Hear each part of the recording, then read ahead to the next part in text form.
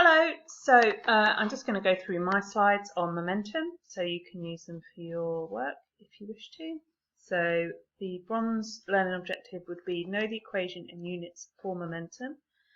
Silver would be able to calculate the momentum of an object, and then gold would be able to calculate the velocity of an object after a collision.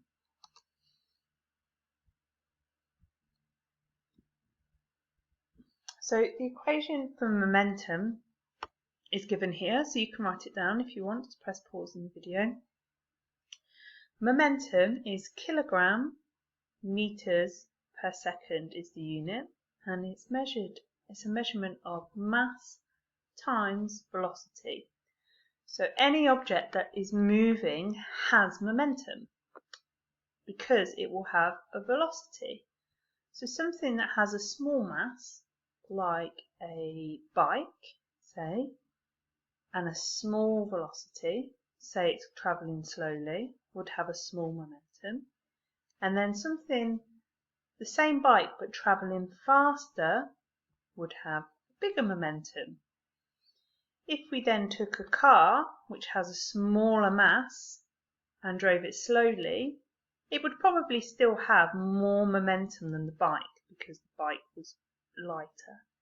If you then increase the speed of the car, the velocity of the car, remember speed and velocity mean the same thing, the momentum would increase. So momentum is a property that all objects that are moving have. If something is not moving, then it will have no momentum. So I'm sitting on my sofa now and I have no momentum because I'm not moving. The symbol for momentum is randomly p, lowercase p. I don't know why. And then you've obviously got mass times velocity. So I've got an example I'm going to go through to show you how to use this equation. If you write this equation out and remember the units, that would be the bronze objective. If you can complete this calculation, then that would be the silver objective. So we've got an example of a cannonball. Its mass is 5 kilograms and it's fired at 45 meters per second. What is the momentum? So the mass in the equation is 5 and the velocity is 45. So you write those values down on your page. Then you would use the equation P equals mv and do 5 times 45, which is 225 kilogram meters per second. I know the unit's strange, but that's what it is, kilogram meters per second. So if you can do that and you understand that, then that would be the silver objective then. And slightly harder then, moving on, is the gold objective. Now, not all of you will get this, and that is okay, but you can still work through and have a go. This idea of conservation of momentum. So if there's a collision or an explosion between two objects coming together, then there is a momentum before as the objects are moving together, and then there'll be a momentum after as the objects move away with each other. So for example, here I've got a gran, and she's on roller skates, and a little child who's also on roller skates. And if we look at the data for them, before, the gran has 80 kilograms and she's moving at 6 meters per second. So she has momentum because she is moving. The child has a mass of 40 kilograms, but the speed, the velocity, is no meters per second, so he does not have momentum. If we want to work out the total momentum before, we have to add the momentum of the gran to the momentum of the child. So that's what I've tried to do here. Momentum of gran plus momentum of child. So we've got 80, which is the mass, times 6, which is the velocity, okay, would give you the momentum of the gran. And then 40 times 0, because he's not moving, would give you the momentum of the child. And then this is obviously 0. And that makes sense, doesn't it? Because if an object's not moving, it has no momentum. So we get 480, which is 80 times 6, plus nothing is 480 kilogram meters per second. And what this idea of conservation of momentum means, conservation means to save. So that means that whatever the momentum is before the collision, it will be the same after the collision. So after the collision, the Gran has picked up the little boy. Okay. They now have a combined mass because they are together, but we don't know their velocity. So let's have a look at what we can calculate from here. So the momentum after. We now know the Gran and the child are together, so their masses add together. So 80 plus 40 is 120. We know from this idea of conservation of momentum that the momentum after will be the same as the momentum before. That's going to be 480 kilogram meters per second. So these two numbers are always the same. We know that mass times velocity is equal to momentum. So if we put the values in for after, we know the mass is 120. We don't know their velocity, so we leave that as v. But we know their momentum is 480. If I then rearrange this equation, I can figure out the velocity. So you can see you've got a multiply here. So you're going to cross multiply down here and divide by 120, which is 4. So whatever you've got here, to divide the momentum by it, and it will give you 4 in this case.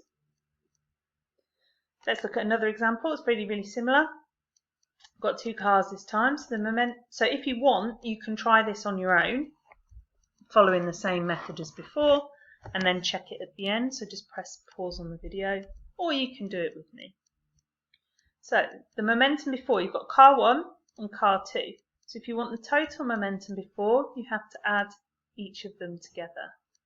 Momentum is mass times velocity. So car 1 will be 1000 times 50. Car 2 will be 800 times 20.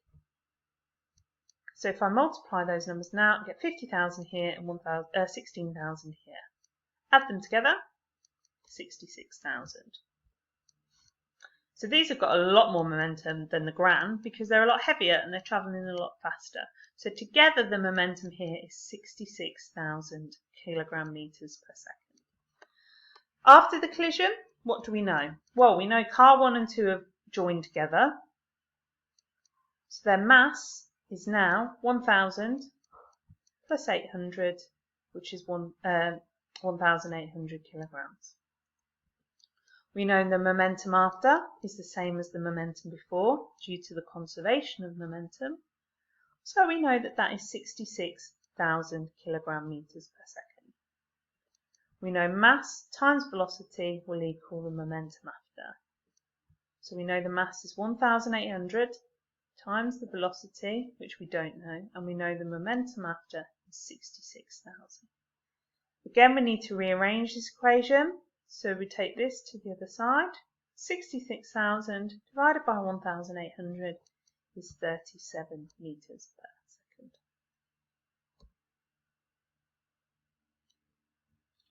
Okay, collisions in two directions. This is slightly different, and this is where you need to know the difference between velocity and speed.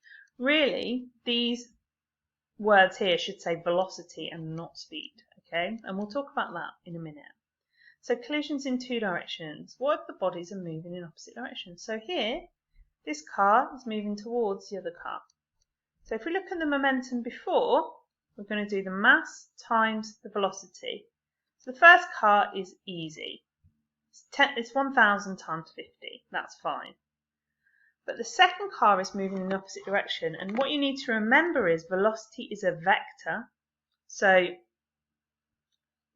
this 20 meters per second, the way we would denote it was going in the opposite direction was to put a minus in front of it. And then that would mean that it was moving in the opposite direction to this one, which is positive. So we're going to do the mass, which is 800, times minus 20. So we get 50,000 for the first bit, 16,000 for the second bit, but it's negative because it's moving in the opposite direction. So that makes 44,000 kilogram meters per second. We're going to assume that the cars come together and they stick together again. So what do we know after? We know the cars stick together. So we now know their total mass is 1,800 kilograms. We know the momentum before is the same as the momentum after, so that's 44,000 kilogram meters per second. and we know that mass times velocity is equal to momentum. So after our new mass is 1,800, we don't know the velocity, so we call it v, and we know the momentum is 44,000. Then do exactly the same as we did before. Take this to the other side, divide it through, and we get 24 meters per second. So the key point to remember if they're moving in opposite directions is that one of the velocities will be negative. Okay? Explosions, they seem like the hardest, but they're really the easiest. This is a weird explosion. It's actually decay, a radioactive decay of an atom called americium. So we've got americium here. 241 is the mass number 95. So we're using the numbers from the periodic table here. So the mass of this is going to be 241 because that's the number of protons and neutrons. Initially it's stationary and it's just sitting there being unstable. Okay. So the momentum before, the mass is 241 but the velocity is 0. And we know that something that is stationary has no momentum. So the momentum before is 241 times 0, which is nothing. What happens is because the atom is unstable, part of it will break away and they will move in opposite directions. So the alpha particle pops out of the atom, moves off in this direction, and whatever's left over, which in this case is neptunium, will move this way. The masses of this one is 237 and the mass of this one is 4. They both have momentum, but the momentum before was 0. So what must be happening is the momentum of this one must cancel out the momentum of this one. Now this one's really, really heavy, which means it has to move quite slowly to get the same momentum as this one, which is really, really light, with 4. So it has to go really, really fast. So if we have a look at the momentum after, we know the mass is 237 of the neptunium. We know its velocity, from this question it tells us it's 5 times 10 to the 5 meters per second. That's 5 with a 5 zeros after it. We know that mass of the alpha is 4, but we don't know its speed. So we'll call that v. So the momentum after is equal to the momentum before, which is 0. So let's set up our sum. The momentum of this one, 237 times 5 times 10 to the 5, plus the momentum of this one, which is 4, the mass times its velocity, which we don't know, is going to equal 0. Multiply this out, you get 118,500,000 and then plus 4v, and that equals 0. I need to get rid of this, so I can take it to the other side, and because it's positive here, it becomes negative here. So all I've done is take it to the other side and make it negative. Now I need to get rid of the 4, so I take it to the other side and divide it, and I get minus 2,962,000. Hang on. 2, 3, 4, 5, 6. 29,625,000 meters per second. So it's really, really fast. Okay. The negative just means it's moving in the opposite direction to the neptunium. And that's it. The gold ones were the last 3. They are more difficult and they are more challenging, especially the last one with the big numbers. So if you don't get it all, it's okay. Remember, to get bronze and silver, all you need to be able to do really would be this page. And the rest, if you can get it, fantastic. Okay. Have a go at the questions. You don't need to answer them all. Everyone should try question 1 and then try really, really hard to answer the rest, and your teacher will mark it for you, and I will give you some feedback on how to answer them too. Okay, thank you very much. Bye-bye.